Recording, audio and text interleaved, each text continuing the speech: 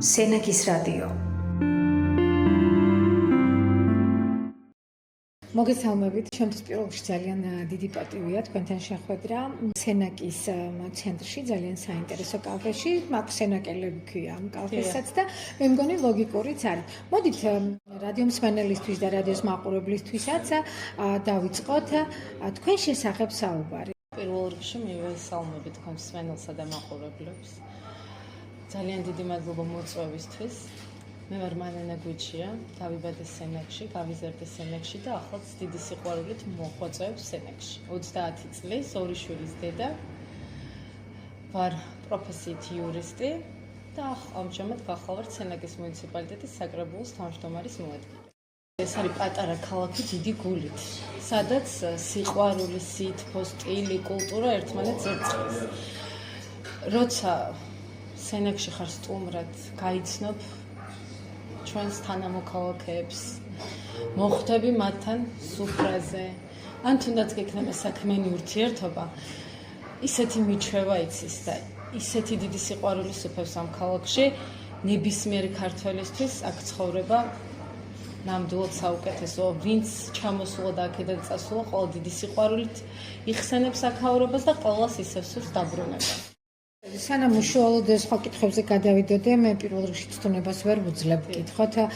ძალიან ახალგაზრდა ხართ, ახალგაზრდების უმეტესობა ალბათ ჯერ ერთი ვთქვათ, რომ თქვენ სასახში ნაკლებად რჩება პატარა ქალაქებში და მეორე მით უმეტეს პოლიტიკაში ნაკლებად არიან ხოლმე. აი თქვენი мотиваცია ამ კუთხით რა არის? ჩემი мотиваცია ამაზე ბევრჯერ მეფიქრია და ბავშვობიდან ყოველთვის მიყვარდა სამართლიანობა და ყოველთვის ვიბრძოდი აი ქალების უფლებებისთვის. რაღაც რო შევიტყობდი ინფორმაციას ქალების ჩაგვრის შესახებ. აი ყოველთვის მინდოდა რომ აი რაღაც გამეკეთებინა, ეს იყო ჩემთვის, რომ აი ყოველთვის აი რო გავიზრდები, რაღაცა ფონდ შევქმნი, ამას ვიზამი, აი სულ მქონდა ეს იყო ჩემში და სწორედ აი ამ სამსახურში ვიპოვე ეს. ქალების მიმართ ძალადობა არ არის მარტო მხოლოდ სტატისტიკა ან რაღაც მოსმენილი ამბავი, ეს არის ტკივილი, რომელსაც ზოგჯერ განიცდიან ჩვენი შვილებიც, მეგობრებიც, ახლობლები, მეზობლები და მინდა რომ ჩემი სული და გული ჩავდო ამ ადამიანების გაძლიერებაში და მინდა რომ ყველა ქალს უთხრა. მერე რა რომ შეიძლება ადრეულ ასაკში დაოჯახდით, როგორც მე 17 წლის ვიყავი, რაც შენ გსურს და რაც შენ სულსა და გულს უნდა, იმის მიღწევა ყოველთვის შეიძლება. მთავარი არის მონდომება, მიზანდასახულობა და კონცენტრირება იმ საკითხზე, რაც შენ გულით გსურს.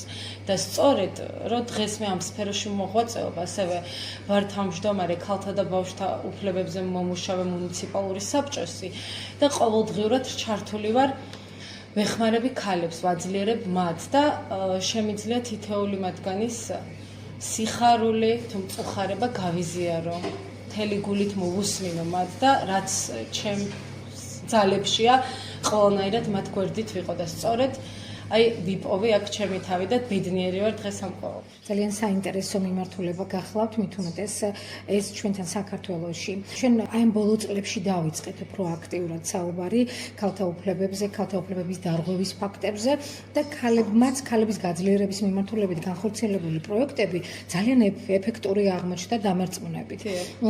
სექტორშორისი ურთიერთობის შედეგად, ერთობლივი ძალისხმევის შედეგად, არასამთავრობო, სამთავრობო გინდეთ ბიზნეს სტრუქტურებთან დაუშვათ და მედიასთან უფრო მეტად გაჟღერებული ასეთი ამბები, უფრო მეტად ასე ვთქვათ, გაგებული, დანახული და მოსმენელია, ხო? ჩვენი საბჭოს მთავარი ძირითადი ფუნქცია ქალების გაძლიერება, როგორც ვახსენე, ვატარებთ მუდმივად ცნობიერების ამაღლების კამპანიებს, ტრენინგებს, ჩავდივართ ადმინისტრაციულ ერთეულებში და ბევრჯერ ყოფილა რომ ქალებისგან წამოსვლა რომ აი რა გინდათ თქვენ და ესეთ რაღაცებზე რატო საუბრობთ პირიქით ზოგიერთი ქალი ღირსია ამ ყველაფრის და ჩვენი მიზანია რომ თითოეულ ადამიანამდე მივიტანოთ ეს სიტყვა რომ აი ეს აღმოიფხრას მსგავსი სტერეოტიპები ღირსი იქნებოდა, აბა რა ის დამნაშავე იქნებოდა, ისე არავინ არაფერს არ ეტყოდა და ჩვენი ყველაზე საოცარი რა არის, მანუ უმეტესობა ადამიანების, ვინც ესე საუბრობს, არიან ქალები. დიახ, და აი ეს დავინახე, როდესაც ადმინისტრაციულ ერთეულებში ჩავედით და ძალიან ბევრი ქალის მხრიდან წამოვიდა მსგავსი რეპლიკები, აი ნამდვილად გაოცებული და გულნატკენი დავრჩი, მაგრამ ჩვენი მიზანია რომ ყველას ყურამდე მივიტანოთ ეს და ამას უკვე ვაკეთებთ აქტიურად. მანამდე გენდერული საბჭო იყო, ახლა ქალთა და ბავშვთა უფლებების დაცვის მომუშავე მუნიციპალური საბჭო და ჩვენი ღონისძიებები ასევე მუნიციპალიტეტში სოციალური სამსახურს მუნიციპალური პროგრამები აქვს ძალადობის მსხვერპლთალებისთვის, დედმაბით, ობოლ ბავშვებზე, მათი გასაძლიერებლად საგრანტო კონკურსიც ჰქონდა. მოგეხსენებათ, რომ ეკონომიკურად ძლიერ ქალს აქვს არჩევანის თავისუფლება, რომ არ დარჩეს მოძალადესთან. აიხთინოს მისი სურვილები, ოცნებები და იყოს დამოუკიდებელი და ძლიერი. ისე ფინანსურად დამოუკიდებელი მათ. და სწორედ ჩვენი საბჭო აძლიერებს ქალებს, მეწარმეებს, მათ უტარებთ ტრენინგებს, როგორ დაიწყონ კარიერა, როგორ განახორციელონ რეალობაში თავიანთი ბიზნეს იდეები, ასევე უკვე წარმატებულ ქალებს ვახვედრებთ სხვა ქალბატონებს აუდიტორიას და უყვებიან თავიანთ ისტორიებს. ასევე ძალიან მნიშვნელოვანია ვარდისფერო ოქტომბერთან დაკავშირებით თითოეულ ქალს ვატყობინებთ, რომ ქალაქ ზუგდიდში არის სკრინინგ ცენტრი და სახელმწიფო სრულიად უზრუნველყოფს ამ ადამიანებს, რომ ჩაიტარონ სკრინინგი. ძალიან ბევრმა ადამიანმა ეს არც კი იცის, ვემსახურებით მიგყავს ქალბატონები, მე ეს პასუხები ჩამოგვაქვს და უკვე ვაკვალიანებთ, ვის უნდა მიმართონ და რა. ესე იგი ასეთი ტიპის კვლევა ჩაიტარონ ადამიანებმა, მათ შეუძლიათ მიმართონ იგივე საკრებულოს და მოითხოვონ. ჩვენ ოქტომბრის თვეში ყოველთვის უზრუნველყოფთ ქალბატონების ტრანსპორტირებას ზუგდიდში, ან ჰერადან ჩამოდიან, აქვე ჩამოდის და აქვე უტარდებათ მათ სკრინინგი. ძალიან საინტერესოა. გარდა ამ პროექტების და პროგრამებისა, კიდევ რა პროგრამები არის ქალბატონებისთვის? ქალბატონებისთვის, აი ნებისმიერი ქალბატონისთვის, რომელსაც ჭირდება გვერდში დგომა. ეს იქნება სულიერი საზრდო, საუბარი, ფსიქოლოგის საათი თუ სხვა დაკვალიანება, როგორ გახდეს წარმატებული და როგორ გახდეს ლიდერი და როგორ გახდეს ძლიერი ქალი, ნებისმიერ დროს ჩვენი კარი ღია არის და თითოეულ ადამიანს ვეხმარებით. ერთხელ ძალიან ესეთი შემთხვევა ჰქონდა, როდესაც მოგმართა ძალადობის მსხვერპლი იყო ერთ-ერთი ქალბატონი, რა თქმა უნდა ეს კონფიდენციალურია და ვერ დავესახელებ, მისმა დედამ დაგვირეკა, რომელიც იმყოფებოდა თბილისში და აი როგორ მე დამეხმარეთო, რომ ჩემი შვილი ტრანსპორტირება მოახდინო და ჩემამდე ჩამოიყვანეთო. აი მსგავსი შემთხვევებიც კი მქონია. ასევე მქონდა ერთ-ერთი შემთხვევა, როდესაც მრავალშვილიან დედას ერთი შვილი წაართვეს, არც ანახებდნენ, აღმოსავლეთ საქართველოში იყო და მათი დაკავშირება იქ სოციალური მუშაკები ჩავრთეთ, მოვახდინეთ რეაგირება. ასევე ხვდებით შეშემოპირების მშობლებს, რადგან მოგეხსენებათ, მათ ძალიან ჭირდებათ დღესდღეობით გაძლიერება. ძალიან რთულ საქმეს არიან როგორც ემოციურად მოკიდებულები და რაც წამოვა მათგან ხვდებით და უკვე სამუშაო გეგმაც წლის განმავლობაში, აი საზოგადოებისგან წამოსულ საჭიროებებზე დგება ეს სამუშაო გეგმაც. სენაკის რადიო. ძალიან ბევრი ახალი იდეები გვაქვს და ერთ-ერთსაც გავაჟღერებ. ეს არის მოგეხსენებათ, რომ არის საერთაშორისო დღე ქალების 8 მარტს და ყოველთვის ჩვენი საბჭოს მხრიდან რაღაც მცირედი წახალისებით მარტოხელა დედებს სასაჩუქრე ვაუჩერებით, ყვავილებით, თაიგულებით ვასაჩუქრებთ და წელს გამიჩნდა ესეთი იდეა, რომ აუცილებლად ეს მცირედი საჩუქრები შევიძინოთ ჩვენი სენაკელი ქალი მეწარმეებისგან, რომ რეალიზაცია მოვახდინოთ, წავახალისოთ ეს ადამიანები და უფრო ფართო მასშტაბით გავიტანოთ მათი ნაწარმი. ასევე იგეგმება ძალიან ბევრი გამოფენები საშობაო ბაზრობაზეც, ასევე სხვადასხვა დღეებში, რომ ჩვენი სენაკელი მეწარმეების ნაწარმი გამოვიტანოთ, ვანახოთ ფართო აუდიტორიას, დავაკავშიროთ სხვებს, რომ გაზარდონ რეალიზაცია და უფრო დიდი სტიმული ქონდეთ, რომ უფრო და უფრო განავითარონ თავიანთი ბიზნესი. აი რა შეიძლება მეწარმე ქალებს, რამდენად არის მათი მხრიდან მზაობა, რომ ამ პროექტებში მიიღონ მონაწილეობა და ასე ვთქვათ, ეს მხარდაჭერა შესაბამისად გამოიყენონ. მათი მხრიდან არის ძალიან დიდი მზაობა და ძალიან დიდი დაინტერესება და რა თქმა უნდა ჩვენი საბჭოც სწორედ აი ასეთ ქალებზე დგას. მათთან თანამშრომლობით, მათი დიდი დაინტერესებით ჩვენ ვახორციელებთ ძალიან საინტერესო და კარგ პროექტებს და მივიწევთ წინ. რამდენად მაღალია საზოგადოების ცნობიერება, რამდენად არიან ისინი ჩართული ადგილობრივი თვითმმართველობის და მმართველობის, ასე ვთქვათ, ფუნქციონირების პროცესში, რამდენად იღებენ მონაწილეობას და ზოგადად რამდენად ხედავენ საკუთარ თავს საკრებულოსთან ერთად ქალაქის განვითარების მიმართულებით. მოსახლეობის მხრიდან ძალიან დიდი დაინტერესება არის. ისევ და ისევ მივდივარ ახალგაზრდებთან, რადგან ჩვენი მომავალი სწორედ მათშია და ახალგაზრდების ხმა არის ყველაზე დიდი და ძლიერი იარაღი, თუნდაც ძალადობის წინააღმდეგ და ასევე სხვადასხვა საკითხებში. სენაკში არის საქართველოს სტუდენტური პარლამენტი და მთავრობა, სენაკის წარმომადგენლობა, სადაც 200-ზე მეტი სენაკელი ბავშვია გაწევრიანებული და ეს ბავშვები ყოველდღიურად არიან ჩართულები და ჩახედულები თვითმმართველობის საკითხებში და ჩვენ ძალიან ბევრ და საინტერესო პროექტებს ვახორციელებთ ერთად და ეს ძალიან მახარებს. უკეთ გაიცნეს საკრებულო როგორ მუშაობს, მერია როგორ მუშაობს და ძალიან ბევრი თავიანთ თავს ხედავენ საჯარო მმართველობაში და მე ძალიან მოხარული ვარ ამ ყველაფრით. ჩვენ ვართ ხალხის მიერ არჩეული ადამიანები და საკრებულოს თითოეული წევრი. 24 საათის განმავლობაში მზად არის გააჟღეროს თითოეული მოქალაქის ხმა, დაიცვას თითოეული მოქალაქის უფლებები. და სწორედ ამას საკრებულოს თითოეული წევრი ძალიან დიდი სიყვარულით აკეთებს და ჩვენი კარი მუდამ ღია არის თქვენთვის. ჩვენო ძვირფასო მოქალაქეებო, ჩვენ ვართ თქვენი ხმის გამჟღერებლები, თქვენი უფლებების დამცველები და ყოველთვის გვიგულეთ თქვენს გვერდით. სენაკის რადიო. საზოგადოების შეკვეთა და თქვენი საქმიანობა რამდენად თანხმდრაშია ერთმანეთთან? რა თქმა უნდა პასუხობს, რადგან სენაკის მუნიციპალიტეტის ბიუჯეტი სწორედ საზოგადოებრივი და მუნიციპალიტეტში არსებული პრობლემებიდან და მოთხოვნებიდან დგება და სწორედ საზოგადოების თითოეულ წევრის საჭიროებებზე არის მორგებული ჩვენი მუნიციპალური პროგრამები და რა თქმა უნდა თვითონ საკრებულოს ხდომების მსვლელობაში ხდომებში რამდენად იღებენ მონაწილეობას ზოგადად ადამიანები, მოქალაქეები?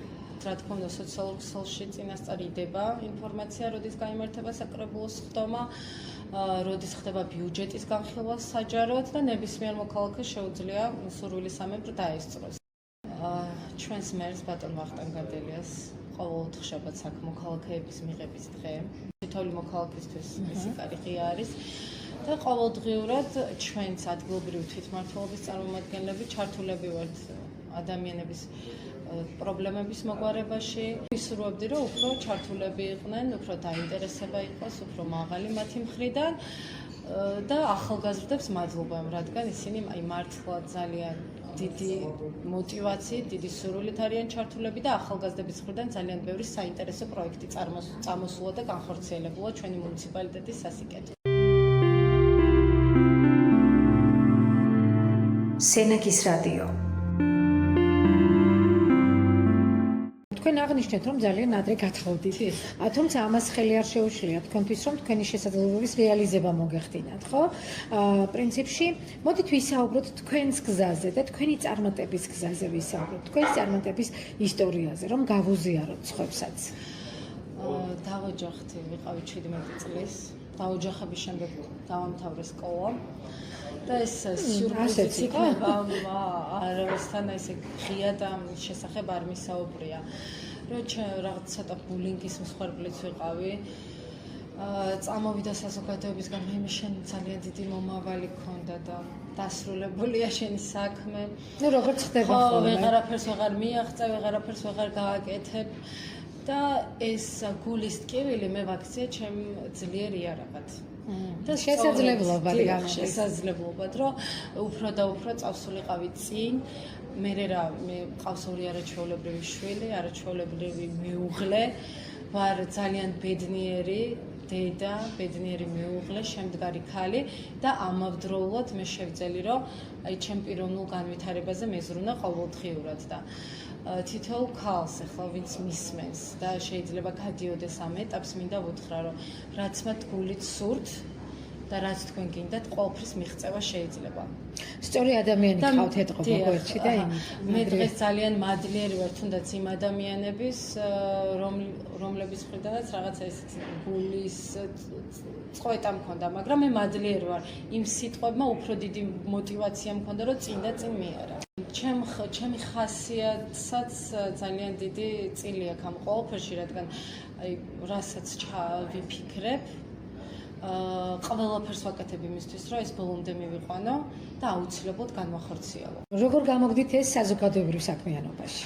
საზოგადოებრივ საქმიანობაში აი ცოტა ისეთ გაჟღერება იქნება ჩემი მხრიდან. ეს საზოგადოება უნდა შეაფასოს, რა თქმა უნდა, მაგრამ მე ვიტყოდი, რომ ყველაფერს ვაკეთებ, თუ რამეს ხელს მოვკიდებ, დიდი სიყვარულით და დიდი გულით. და ვფიქრობ, რომ ალბათ გამოგდის. ხوار გაიხსენებდით თქვენი პირადი ცხოვრებიდან ისეთ ეტაპს, ასე ვთქვათ, აი ხო არის ყველა ადამიანის ცხოვრებაში, რომ რაღაცა პერიოდი ჩერდები და ფიქრობ, რამდენ სწორი არჩევანი გავაკეთე. აი თქვენ შემთხვევაში როგორ არის? ჩემ სხვათა შორის ჩემ შემთხვევაში სულ მაქვს ჩემ თავთან პრეტენზია, ყოველთვის არასოდეს არაფერი არ მომწონს ბოლომდე და როცა ჩემ თავთან მარტო ვჩები, რომ აი მარტო შენ კიდევ შეგიძლია, აი ისიც შეგიძლია, ესეც შეგიძლია, კიდევ უფრო მეტი შეგიძლია და აი ყოველთვის არასოდეს არ ვარ კმაყოფილი ბოლომდე. მადლ თქვენი ჰობის შესახებ მაინტერესებს. ჩემი ჰობი არის ბავშვობიდან ცეკვა. ეს არის აი ჩემი ფერადი სამყარო. მუსიკა და ცეკვა. ცეკვაზე არასოდეს არ მივლია, მაგრამ მე შევძელი, რომ დღეს ყველა ცეკვა ვიცი, ყველა ნაციონალური ცეკვა, ქართული ცეკვა, ინდური, არაბული ცეკვები და ეს ყველაფერი ვისწავლე ჩემით. როდესაც მარტო რჩები, ყოველთვის მუსიკას ჩავრთავ და მუსიკის ფონზე საერთოდ სხვა სამყაროში ვარ. ძალიან მეხმარება ეს მედიტაციაში, ჩემი იდეების სრულყოფაში, განტვირთვაში, რა თქმა უნდა და ძალიან ბედნიერი ვარ, როცა ვცეკვავ. როგორ ახერხებთ, რომ კაცი საჯარო მოხელის შეიძლება ითქვას იმიჯიდან ჩვეულებრივი ქალი, თუნდაც ძლიერი ქალი გახდეთ და იყოთ? დაგეთანხმებით იმაში, რომ ცოტა მკაც ჩარჩოებში ვუყურებთ ამ ადამიანებს და იმაშიც, რომ ძალიან არასტანდარტული საჯარო მოხელე ვარ ვიტყოდი. როდესაც მე გადავდგი ნაბიჯი პოლიტიკაში და მქონდა პირველი ნაბიჯები, ჩემი საყვარელი მეგობრებისგან, მოქალაქეებისგან, ვინც ქუჩაში მხვდებოდა, რომ იყო ესეთი, არასოდეს არ შეიცვალო. სულ დარჩი ისეთი, როგორიც ხარ. და მე სწორედ ყოველთვის ძალიან პირდაპირი ადამიანი ვარ, გულღია ადამიანი ვარ და როგორიც ვარ, ისეთი ვიქნები, რა დროც არ უნდა გავიდეს, რადგან ყველაზე მთავარი არის ადამიანობა, ყველაზე მთავარი არის გულწრფელობა. სწორედ ეს უყვართ ადამიანებს. და თამაში არ შემიძლია. როგორიც ვარ, ისეთი ვარ და საზოგადოებამაც ზუსტად ისეთი მიმიღო და ზუსტად ისეთი ვუყვარ ვარ, როგორიც ნამდვილი მატატო არის. და წლების შემდეგ თუ შეიცვალა მატატო, გაითვალისწინეთ თუ არა მეგობრების რჩევა, როცა გეუბნებოდნენ არ შეიცვალო? რა თქმა უნდა, გავითვალისწინე და ყოველდღიურად ვითვალისწინებ ამ ყველაფერს, იმიტომ რომ მე თუ შევიცვლები, მე ბედნიერი არ ვიქნები და მე სადაც ბედნიერი არა ვარ, იქ ვერ განვითარდები და ჩემი ხასიათი არ მომცემს იმის საშუალებას, რომ რაღაც ჩარჩოებში მოვექცე და დავრჩე იქ, სადაც ჩემი ადგილი არ არის. აუცილებლად უნდა ვიყო ბედნიერი, თავს უნდა ვგრძნობდე თავისუფლად, ვაკეთო ჩემი საყვარელი საქმე დიდი გულით. სენაკის რადიო. როგორც დედა როგორი ხართ? როგორც დედა ვარ ზომიერად მკაცრი. ვცდილობ, რომ ყველა ჩანაფიქრი ჩემშვილებს ავუსრულო. ვიყო მათი დიდი მეგობარი და გავუბედნიერო და გავულამაზო ყოველი დღე და ვასწავლო მთავარი, რომ ყოველთვის იყვნენ ადამიანები, რადგან ყველაზე დიდი მონაპოვარი ეს არის ამ ცხოვრებაში, რომ იქნები ადამიანი, კარგი ადამიანი, საიმედო მეგობარი და ყოველდღიურად ვასწავლე ამას, რომ ვისაც დახმარება დასჭირდება, ხელი გაუწოდონ და იყვნენ კარგი კაცები. და მე არ შემიძლია არ ვახსენო ჩემი ძალიან დიდი ოჯახი, ჩემი მშობლები, ჩემი მეუღლის მშობლები, რომლებიც გარჩეული არ მყავს ჩემი ბიოლოგიური მშობლებისგან. რომ არა ეს ადამიანები და რომ არა ჩემი უძვირფასესი ოჯახი, ალბათ მე დღეს იქ არ ვიქნებოდი, სადაც ვარ და არ ვიქნებოდი ესეთი თავდაჯერებული ადამიანი, რა თქმა უნდა. ყოველთვის უკან დგას ოჯახი. რაღაცებს, რასაც სწორად ვაკეთებ. და მადლობა ჩემს ძალიან დიდსა და უძვირფასეს ოჯახს ყოველთვისთვის. წინ დარწმუნებული ვარ ძალიან ბევრი გამარჯვებები, რა თქმა უნდა გამოწვევებიც გელოდებათ. თქვენი უახლოესი მიზნები მაინც რა არის? ჩემი უახლოესი მიზნები არის, რომ გავაძლიერო უფრო და უფრო მეტი ადამიანი. ეს ისეთ ძალიან დიდ ბედნიერებას, სულიერ სიმშვიდეს და სიხარულს მანიჭებს. გავიხსენებ ერთ ფაქტს, ამის წინათ ერთ-ერთი ქალბატონი იყო ჩემთან მოსული და საუბრობდით ჩემთან სამსახურში კაბინეტში. რაღაც თემები განვიხილეთ, ეს ქალი დიდი ხანია ლექსებს წერს, ასევე ხელოვანია და არასოდეს მას გამოფენა არ ჰქონია. და ყოველფერთან დაკავშირებით რაღაც ძალიან დიდი გულისწყობა ჰქონდა. მე მას შევპირდი ეს გამოფენას, რადგან ის ნამდვილად იმსახურებს ამას. და მითხრა ესეთი რაღაც, აი მე დღეს შენთან რომ მოვედიო, ვისაუბრეო, ისე დამშვიდდიო, ისეთი ბედნიერი ვარო, რომ აი ამ ყოველფრისთვის დიდი მადლობაო და მართლაც რომ ზოგჯერ დახმარება არ არის მხოლოდ რაღაც ცნობიერების ამაღლებით, მატერიალური, ან თუნდაც რაიმის ერთი ტკბილი სიტყვა, ერთი ღიმილი, აი მომენტში ადამიანის გვერდში დგომა, ხელის გაწოდება და თუნდაც ის საუბარი, ჩვენ საქართველოში ქალები ერთმანეთის ფსიქოლოგები ვართ. აი თუნდაც ესეთი საუბრები, რომ აი ერთი ადამიანის ცხოვრება შევცვალე უკეთესობისკენ, ან გავაძლიერე, მივეცი მას ძალა, ეს ისეთ ბედნიერებას მანიჭებს.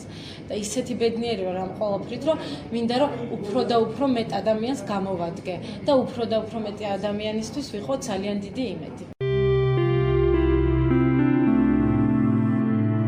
სენაკის რადიო. დაახლოებით 20 წელიწადში. როგორ გინდათ რომ სენაკელებმა გაგიხსენოთ? ან თუნდაც იყოს 50 წელიწადში. იყოს 50 წელიწადში, ან თუნდაც უახლოეს მომავალში. მინდა რომ გამიხსენონ გოგონა დიდი გულით. კაია. საიმედო, კეთილსინდისიერი და სიყვარულით სავსე. თითოეული ადამიანის მხარდამჭერი და თითოეული ადამიანის სიხარულის და ბედნიერების გამზიარებელი. გისურვებთ და იმედია ჩვენ არაერთხელ შევხვდებით მომავალში ერთმანეთს. ჩემი წარმატების ფორმულაც მე მიმაჩნია ეს არის, რომ თითოეული ადამიანის, თითოეული მეგობრის სიხარული, წარმატება და ბედნიერება ჩემთვის არის ისე აღვიქვამ, როგორც ჩემსას. და ძალიან მაბედნიერებს, როდესაც ჩემი მეგობრების ყველაზე დიდი მიღწევები, როცა ხდება ცხოვრებაში, ტელეფონს იღებენ და მიმზიარებენ. და ვამაყობ ამითი. გისურვებთ, რომ აი მუდამ გქონდეთ ესეთი ბედნიერების, კმაყოფილების და კარგის კეთების განცდა. იმიტომ რომ ადამიანები ალბათ მართლა ამითი ვართ ძლიერები, როდესაც სხვისთვის სასარგებლოები ვართ და მე უკვე ალბათ საკუთარი თავისთვისაც. იმიტომ რომ სიკეთე, რაც შეიძლება დედამიწიდან წაიღო, ეს არის ერთადერთი რამ. ნამდვილად. აბა შეხვედრამდე. შეხვედრამდე.